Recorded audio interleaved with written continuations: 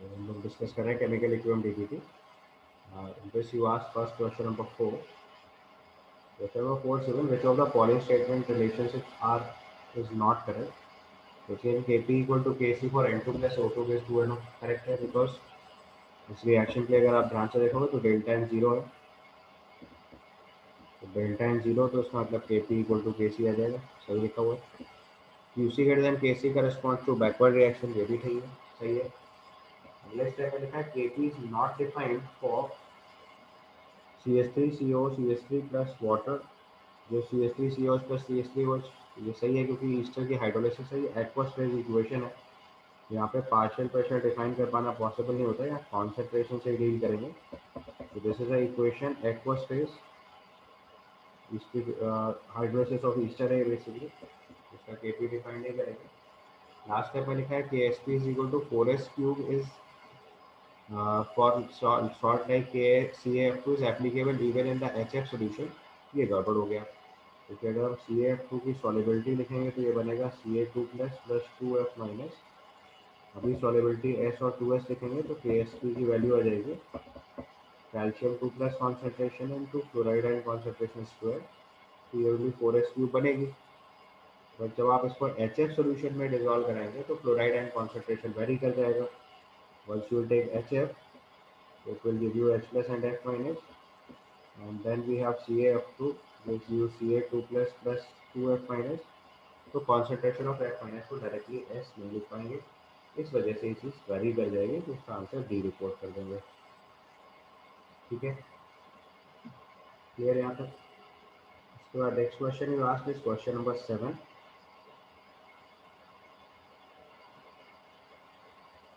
In question number 7 it's given consider the following equilibrium AgCl plus 2 ammonia against AgNH3 whole twice plus Cl minus। तो कोई complex formation है और आप जानते हो कॉम्प्लेक्सेस की स्टेबिलिटी रिलेटिवली बहुत ज़्यादा होती है, तो उसको ब्रेक कर पाना इजीली पॉसिबल नहीं होता है। उसने बोला है white precipitate of AgCl appears on adding the following। आपको AgCl का अगर वाइट प्रेसिपिटेट चाहिए तो जिसमें अमोनिया जिसके लिगेंड है जिसकी वजह से कॉम्प्लेक्स फॉर्म हो रहा है उसको कंज्यूम करा दो। तो अगर अमोनिया को कंज्यूम कराना है तो ये एल्कलाइन गैस है, तो उसमें एसिड ऐड कर दो। तो if you add HNO3 it will form NH4NO3। Ammonia as a ligand is not available for AgCl, तो फिर ये इक्विलिब्रियम बैकवर्ड डायरेक्शन में शिफ्ट होने लगेगा। Then we get precipitate of AgCl। आप इसमें अमोनिया ऐड करेंगे तो इक्विलिब्रियम फॉरवर्ड शिफ्ट हो जाएगा। एक्वस NaCl ऐड करेंगे तो नो डाउट उससे क्लोराइड आयन कॉन्सेंट्रेशन बढ़ेगी, बट ध्यान देने की जरूरत है कि जो कॉम्प्लेक्स है वो ब्रेक नहीं करेगा। तो कॉम्प्लेक्स ब्रेक नहीं करेगा तो NaCl ऐड करने से या NH4Cl ऐड करने से कोई खास फर्क नहीं पड़ेगा। ये इक्विलिब्रियम तभी बैकवर्ड शिफ्ट करा पाएंगे सिग्निफिकेंटली जब अमोनिया कंज्यूम करा दो। इसका आंसर जो है वो सी हो जाएगा।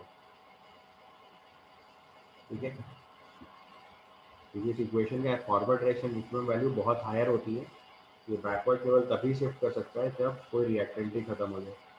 Let's say ammonia is not present तो सिग्निफिकेंटली इक्विलिब्रियम बैकवर्ड शिफ्ट करेगा। उसके बाद क्वेश्चन नंबर 8 देखिए। In question number 8 it is given choose the correct statement with respect to the vapor pressure of the liquid among the following।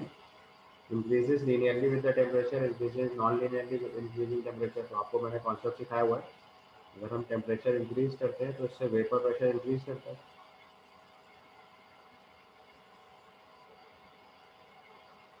Temperature increase करने से vapour pressure increase करता है, तो इससे कंफर्म हो गया कि आंसर जो है वो या तो ए होगा या बी होगा। अब अगर आपको वेरिएशन याद हो वेपर प्रेशर का तो कैसे डिफाइन करते हैं, log of P1/P2 is equal to minus delta H upon 2.303 R into 1/T1 minus 1/T2। और यहाँ जो डेल्टा एच होता है ये एंथैल्पी ऑफ वेपराइजेशन होता है। तो देखो नॉन लीनियर वेरिएशन है, आंसर मार्क कर देंगे B. Increases non linearly with increasing temperature. ठीक है, ये अगर इसको और ठीक से समझते हैं तो बेसिकली जो वेपर प्रेशर होता है वो लिक्विड वेपर इक्विलिब्रियम जब स्टैब्लिश कराते हैं तो जो उसका केपी होता है वो वेपर प्रेशर के बराबर होता है। तो जैसे केपी टेम्परेचर के साथ वेरी करेगा वैसे ही वेपर प्रेशर टेम्परेचर के साथ वेरी करेगा, यानी कि ये नॉन लीनियर वेरिएशन हो जाएगा या एक्सपोनेंशियल वेरिएशन हो जाएगा अगर और प्रिसाइसली लिखें तो। The next question you asked is question number 13. So question number 13 देखिए. In question number 13, it is given for the following reaction performed in at 298 Kelvin. 2NO plus O2 gives 2NO2. The standard free energy of formation of NO is given. What is the standard free energy of formation of NO2?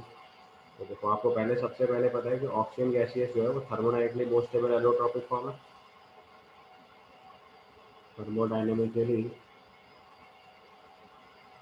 Most stable allotropic form of elements है. तो उसका गिव्स free energy of formation जो होगा वो zero लिख देंगे.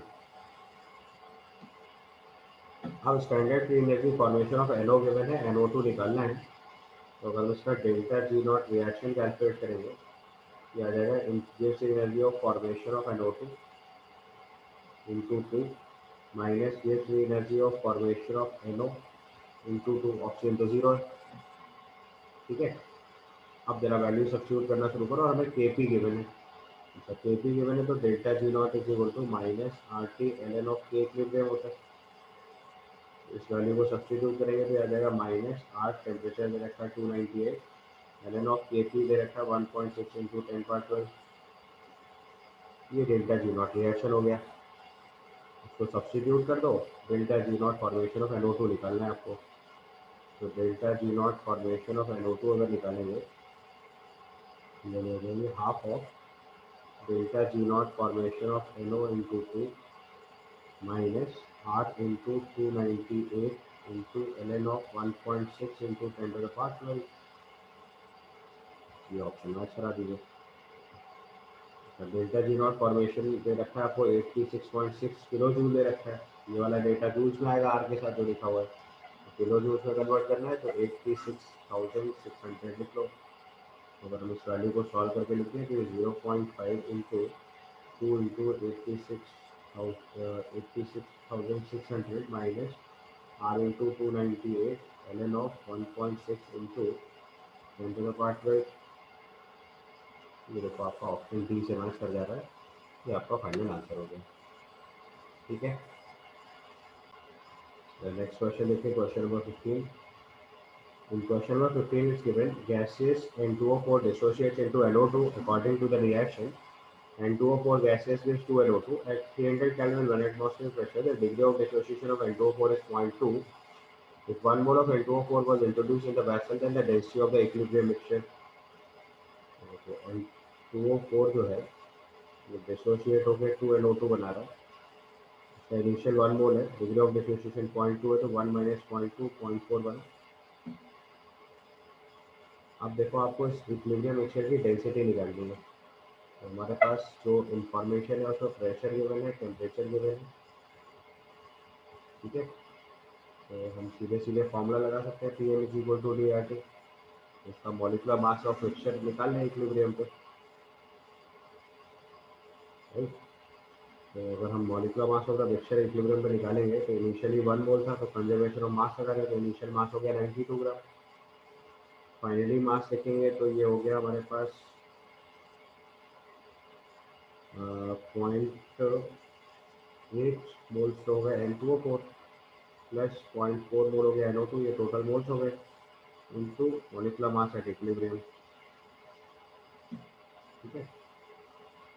अगर हम molecular mass at equilibrium calculate करेंगे तो ये वैल्यू हो जाएगी 92/1.2. इसके बाद सिंपली इक्वेशन लगा दो Pm is equal to DRT. तो डेंसिटी ऑफ इक्विलिब्रियम मिक्सचर पूछा है. Molecular mass of equilibrium mixture आपको मालूम है. प्रेशर दे रखा 180 है. Molecular mass of equilibrium mixture is 92/1.2. Density हमें कैलकुलेट करनी है ग्राम पर लीटर में. आर की वैल्यू 0.0821 और टेम्परेचर 300 केल्विन. यहाँ से सॉल्व करके डेंसिटी निकालेंगे.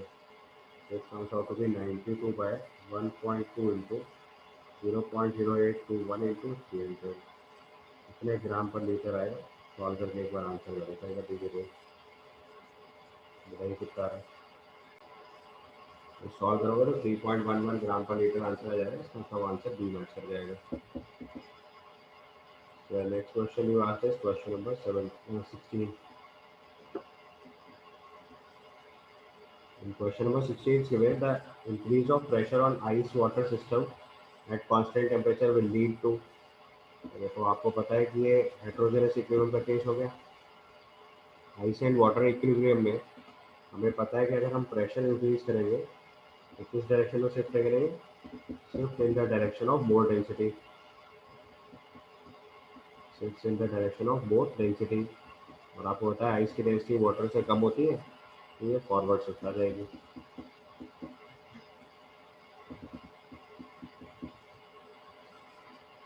तो शिफ्ट ऑफ इक्विलिब्रियम का फॉरवर्ड डायरेक्शन हो जाएगा, आंसर भी हो जाएगा। अच्छा, एंट्रोपी अगर देखेंगे तो फॉरवर्ड शिफ्ट में एंट्रोपी राइज हो रही है, फॉरवर्ड शिफ्ट होगी तो एंट्रोपी इंक्रीज कर रही है क्योंकि आइस जो है वो वाटर में कन्वर्ट हो रहा है, रैंडमनेस इंक्रीज करेगी। ठीक है, इसका डायरेक्शन हो जाएगा forward direction. No effect on equilibrium गलत हो गया, डिक्रीज इन एंट्रोपी गलत हो गया, shift in the forward direction ये आंसर हो गया। And increase in the reaction energy of the system, वो भी गड़बड़ है क्योंकि इक्विलिब्रियम स्टेट मेंटेन है आइस वाटर इक्विलिब्रियम में, तो डेल्टा जी तो जीरो ही आएगा। ठीक है, उसके बाद क्वेश्चन नंबर 17 देखिए। 17 लिखा है solid X Y kept in an evacuated sealed container undergoes decomposition to form a mixture of gases x and y at a temperature T. The equilibrium pressure is 10 bar at this vessel. Kp for the reaction। हमारे पास एक substance है x Y जो dissociate होकर x plus Y बना रहा है। Equilibrium pressure 10 बार दे रखा है, आपको केपी निकालना है इस सिस्टम के लिए। तो उसका इनिशियल मोल ये लिख लो, और सॉलिड दे रखा है आपको, और solid X Y is kept in the evacuated flask. तो अगर इसका इक्विलिब्रियम एस्टैब्लिश कराएंगे तो दो गैसेस बन रही हैं ए और बी, उसका प्रेशर पी फॉर्म होगा तो इसका भी प्रेशर फॉर्म पी फॉर्म होगा, तो टोटल प्रेशर हो जाएगा 2p, जो अपने को 10 बार गिवन है। तो partial pressure of X is equal to partial pressure of Y, Y जो है वो 5 बार हो गया। केपी लिखेंगे तो ये partial pressure of X into partial pressure of Y हो जाएगा, तो 5 इंटू 5 25 बार स्क्वायर, जो रिजल्ट आ जाएगा केपी के लिए। ठीक है, तो आप आंसर मार्क कर दीजिए सी। उसके बाद देखिए क्वेश्चन नंबर 18।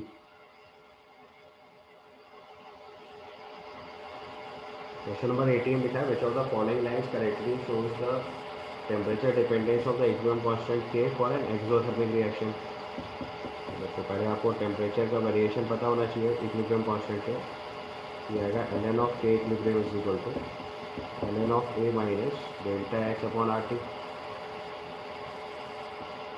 रिएक्शन आपको एक्सोथर्मिक दे रखी है, एक्सोथर्मिक रखी है तो डेल्टा एच की वैल्यू नेगेटिव हो जाएगी, डेल्टा एच की वैल्यू नेगेटिव हो जाएगी तो इसकी जो लाइन आएगी उसकी स्लोप जो हो जाएगी वो पॉजिटिव हो जाएगी, क्योंकि minus delta H by R T है slope, minus delta H by R है स्लोप। तो अगर डेल्टा एच नेगेटिव है तो स्लोप पॉजिटिव हो गई। और इंटरसेप्ट तो L N of A dash है जो कुछ भी हो सकता है। तो अगर हम एल एन ऑफ के वर्सेज 1/t प्लॉट कर रहे हैं, एल एन के versus 1/t plot, slope positive चाहिए आपको। ठीक है, स्लोप पॉजिटिव चाहिए तो ग्राफ कौन से सही हो गए, ए एंड बी। आंसर इसका क्या लिखेंगे, टी। समझ आया। देखिए question number 19। Experiment consider the following statements. The pH of the mixture containing 400 ml 0.1 m H2SO4 and 400 ml 0.1 m NaOH will be approximately 1.3। तो देखो एक एसिड है एक बेस है तो दोनों रिएक्ट कर जाएंगे एक दूसरे के साथ। तो H2SO4 reacts with NaOH will form Na2SO4, salt और strong acid strong base जो कि न्यूट्रल होगा, प्लस वाटर वो भी न्यूट्रल हो जाएगा। इक्वेशन बैलेंस करके लिखेंगे तो 400 ml 0.1 m मतलब 40 मिलीमोल्स ऑफ H2SO4 हो गया, और 400 ml 0.1 m NaOH हो गया, ये भी 40 मिलीमोल हो गया। NaOH जो है वो लिमिटिंग हो गया, ये 40 मिलीमोल्स अगर कंज्यूम करेगा तो H2SO4 का 20 मिलीमोल कंज्यूम करेगा तो 20 हो जाएगा, ये 0 हो जाएगा। और आगे की लिखने की जरूरत नहीं है क्योंकि सॉल्ट और स्ट्रॉन्ग एसिड स्ट्रॉन्ग बेस और वाटर है तो न्यूट्रल हो गए। तो यहाँ से कॉन्सेंट्रेशन ऑफ H प्लस अगर लिखेंगे तो 20 मिलीमोल्स ऑफ H2SO4 है तो उसके double moles of H plus हो गए, और टोटल वॉल्यूम 800 ml हो गया सोल्यूशन का।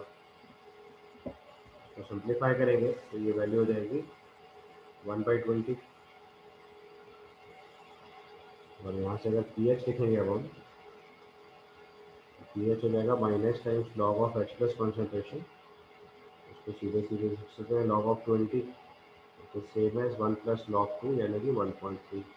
ये स्टेटमेंट तो करेक्ट लिखा हुआ। अगले केस में लिखा है any product of water is temperature dependent, ये भी सही है। अगर हम एनी प्रोडक्ट ऑफ वाटर लिखेंगे which is K W depends on temperature.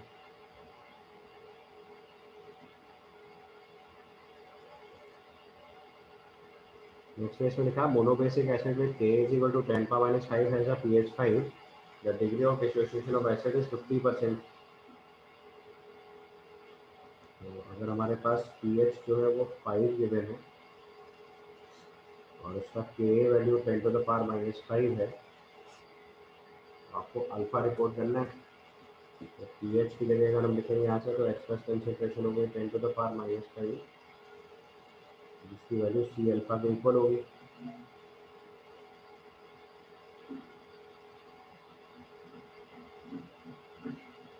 ठीक है, और अल्फा की वैल्यू रूट ऑफ के/सी लिख देते हैं।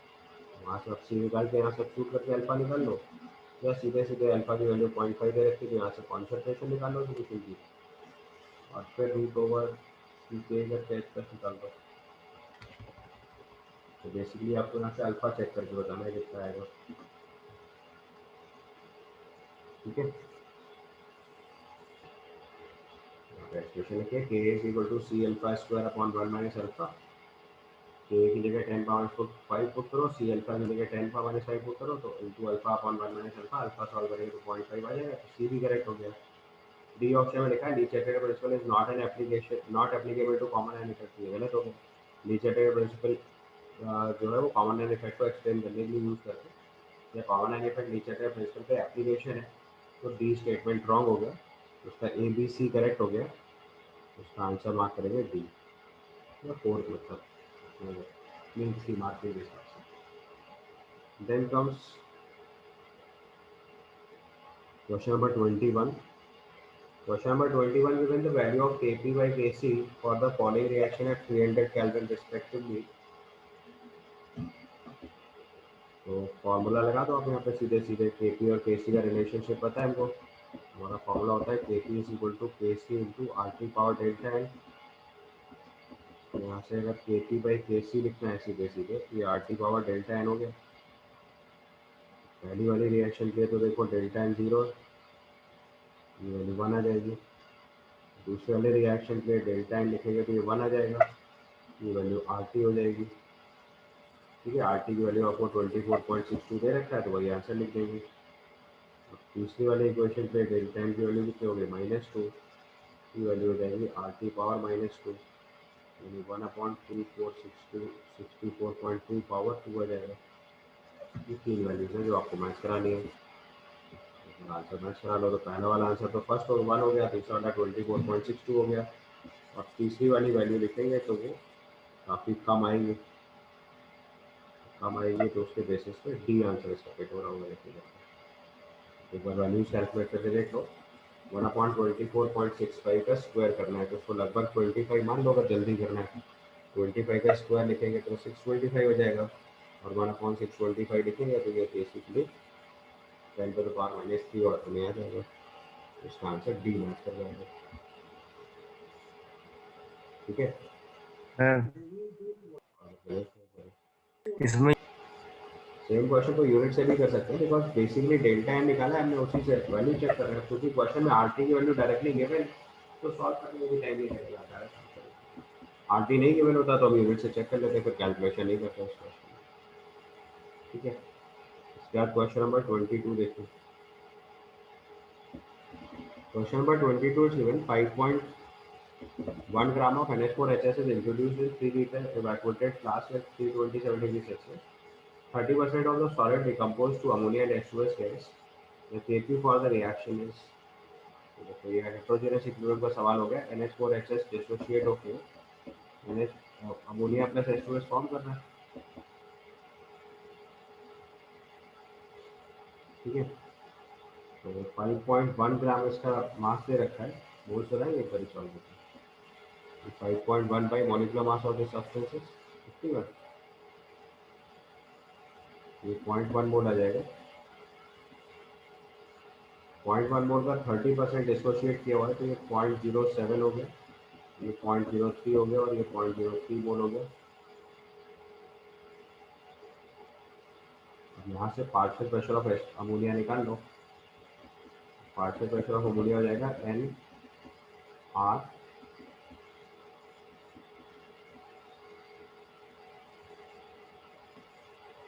P by P. तो पार्शियल प्रेशर ऑफ अमोनिया लिखा है, तो 0.03 इंटू आर की वैल्यू लिखी है थी, ये लिखा है 0.082 इंटू टेम्परेचर दे रखा है 327 डिग्री सेल्सियस मीन्स 500 कैलोरी। ये N R T by B हो गया, वॉल्यूम दिया 3 लीटर। यहाँ से सॉल्व करके आप पार्शियल प्रेशर निकाल लो। एक बार पार्शियल प्रेशर आ जाएगा तो केपी का मतलब क्या हो जाएगा, partial pressure of ammonia into partial pressure of H2S। ये आपका फाइनल आंसर हो जाएगा। ऊपर ये वैल्यू पहले पार्शियल प्रेशर की जाएगी कितनी आ रही है। यहाँ पर टेम्परेचर सही कर लिएगा, 600 केल्विन होगा, 327 डिग्री सेल्सियस दिया, तो टेम्परेचर इज 600 केल्विन। तो इसको सॉल्व करेंगे तो पार्शियल प्रेशर ऑफ अमोनिया 0.492 आ जाएगा। तो पार्शियल प्रेशर ऑफ H2S भी इतना ही होगा क्योंकि दोनों के मोल सेम है। तो केपी की value partial pressure of ammonia into partial pressure of H2S करेंगे और सॉल्व करोगे तो ये 0.242 बन जाएगा। यानी कि इसका आंसर हम लोग सी मार्क कर देंगे। ठीक है।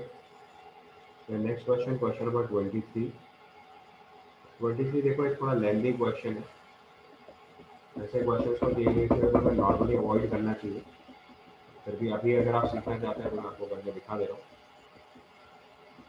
Next question is question number 23। Question number 23 में देखो N2 प्लस CH2 के 2H3 ये केपी गिवन है इसका। तो क्वेश्चन में देखो हमें दे रखा है कि पार्शियल प्रेशर ऑफ अमोनिया जो है वो टोटल प्रेशर के रिस्पेक्ट में नेग्लिजिबल है। ठीक है। तो बेटर रास्ता ये है कि हम इसका रिवर्स इक्वेशन लिख लें, क्योंकि हमें निगलेक्ट करना है पार्शियल प्रेशर ऑफ अमोनिया को। तो हम मान लेंगे कि अमोनिया ऑलमोस्ट पूरी कंज्यूम हो गई, तो पूरी रिएक्शन ऑलमोस्ट कंप्लीट फॉरवर्ड चली जाएगी। तो हम इस रिएक्शन को रिवर्स करके डील करते हैं। इसलिए मैंने कहा कि मेंस के पेपर में अगर ऐसे क्वेश्चन आते हैं तो अवॉइड करना चाहिए, क्योंकि बहुत लेंदी क्वेश्चन अच्छा खासा टाइम कंज्यूम कर जाएगी। So equilibrium constant for the reaction is given Kp. If pure ammonia is left to dissociate, although यहाँ से clue भी है, pure ammonia left to dissociate मतलब reverse करके लिखना है। तो partial pressure of ammonia at equilibrium is given by, तो हमने 2 moles of ammonia gives N2 plus 3H2, ये equation इसको reverse करके लिखा है, तो K equilibrium 1/Kp हो गया। T equal to 0 पे हमने अमोनिया का pressure partial pressure P1 assume कर लिया, तो इक्विलिब्रियम स्टैब्लिश होगा तो P1 minus 2P gives you P and 3P। तो इक्विलिब्रियम पे जो टोटल प्रेशर P बनेगा जो आपको क्वेश्चन में गिवन है वो आ जाएगा P1 plus 3P, sorry P1 plus 2P। अब Kp का एक्सप्रेशन लिखेंगे तो आ जाएगा partial pressure of ammonia square upon partial pressure of nitrogen to partial pressure of hydrogen cube. तो सिंप्लीफाई करेंगे तो ये वैल्यू हो जाएगी Kp is equal to partial pressure of ammonia square upon 27 P⁴। अब लॉजिक ये है कि हमें पार्शियल प्रेशर ऑफ अमोनिया को रिप्लेस करना है टोटल प्रेशर से। तो ये देखो थोड़ा सा मैंने मैथमेटिकली मैनिपुलेट करके लिखा है तो आपको समझ आएगा।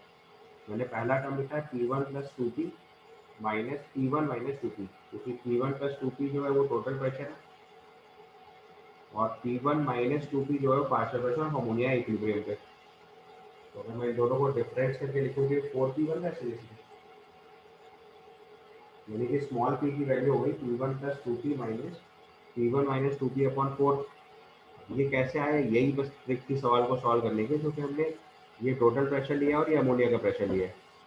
इससे आपको कोरिलेट करना है, क्योंकि हमें पता है टोटल प्रेशर के प्रेशर रिस्पेक्ट में अमोनिया का प्रेशर नेग्लिजिबल है। तो जहाँ पर भी अभी निगलेक्शन अप्लाई करना होगा वहाँ पे P1 प्लस 2P के रिस्पेक्ट में P1 माइनस 2P को निगलेक्ट कर देगा अभी। तो यहाँ से हमने स्मॉल p की वैल्यू निकाल ली, that comes out to be P1 plus 2P minus P1 minus 2P by 4। Mathematically लिखने का तरीका है। और P1 प्लस 2P जो है वो टोटल प्रेशर P है और P1 माइनस 2P जो है partial pressure ammonia at equilibrium है। और P1 प्लस 2P को के रिस्पेक्ट में P1 माइनस 2P को निगलेक्ट कर देंगे। ठीक है, ये चीज़ समझ में आई। तो अगर हम इस पर पूरी वैल्यू को ऊपर वाले एक्सप्रेशन को सॉल्व करेंगे तो स्मॉल p की जगह हम लोग कैपिटल P बाई 4 लिख सकते हैं। बस आप के पी के एक्सप्रेशन में स्मॉल पी की जगह कैपिटल पी बाई 4 पुट करोगे तो यहाँ से के पी की वैल्यू बन जाएगी partial pressure of ammonia square upon 27/4 into p⁴। तो सिंप्लीफाई करके अगर आप partial pressure of ammonia solve करेंगे तो आपका फाइनल रिजल्ट आ जाएगा 3√3 के P power 1/2 P square by 16 और ये आपके ऑप्शन बी से मैच कर जाएगा तो आपका फाइनल आंसर है। ठीक है, हमारा आंसर बी आ जाएगा। आप एक बार प्रॉपर्ली चेक कर लो कैलकुलेशन स्टेप, थोड़ा सा लेंथी क्वेश्चन है और एक जगह पे हमें थोड़ा मैथमेटिकली सही तरीके से लिखना पड़ेगा so that we can neglect partial pressure of ammonia with respect to we can neglect partial pressure of ammonia with respect to total pressure। ठीक है, आगे उसके बाद next question you ask this question number 29।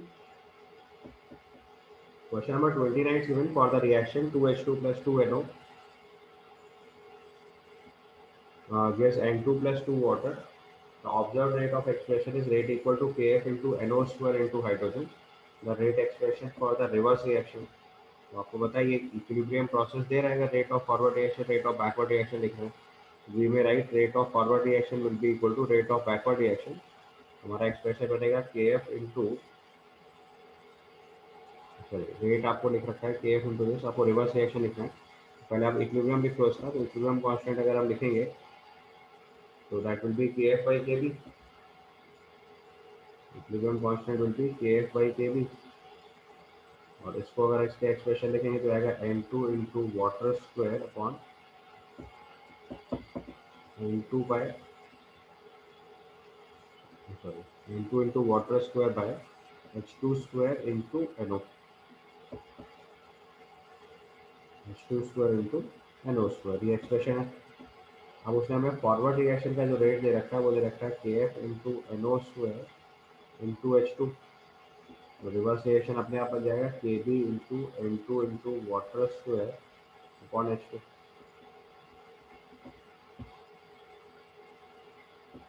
Option को match कराएंगे तो fourth option match कर जाएगा, answer will be 4।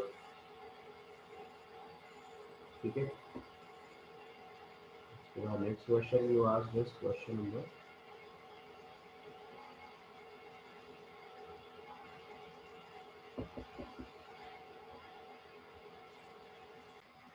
Next question देखिए क्वेश्चन नंबर 34।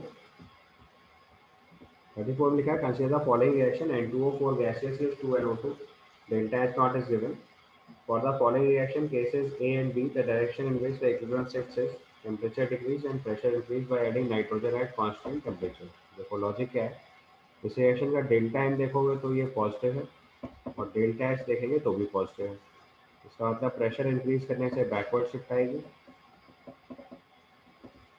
प्रेशर इंक्रीज करने से बैकवर्ड शिफ्ट आएगी और टेम्परेचर इंक्रीज करने से फॉरवर्ड शिफ्ट आएगी। तो इसमें पहले केस में लिखा है temperature is decrease, temperature decrease तो मतलब टेम्परेचर इंक्रीज करने से फॉरवर्ड जाना था तो डिक्रीज करने से बैकवर्ड जाना था। टेम्परेचर डिक्रीज से ये बैकवर्ड शिफ्ट आएगी यानी कि टुवर्ड्स रिएक्टेंट।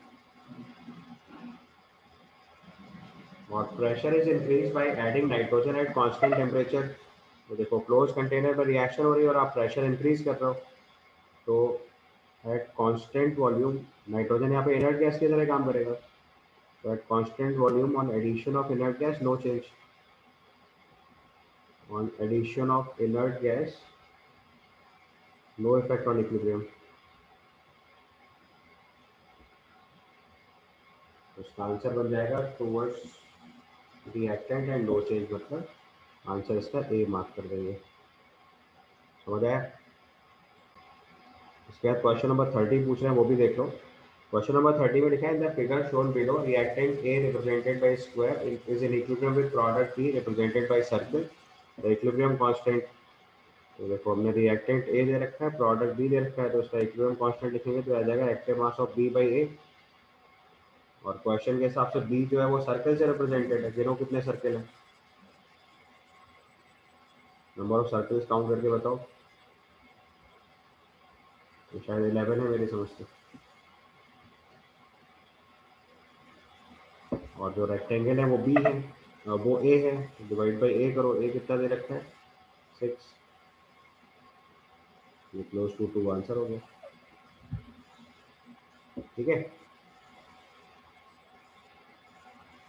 इसके बाद क्वेश्चन नंबर 35 में लिखा है for the reaction x plus Y gives 2z,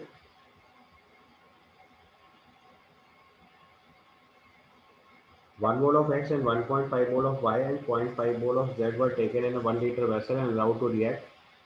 इसका 1 मोल दे रखा है, इसका 1.5 मोल दे रखा है, इसका 0.5 मोल दे रखा है।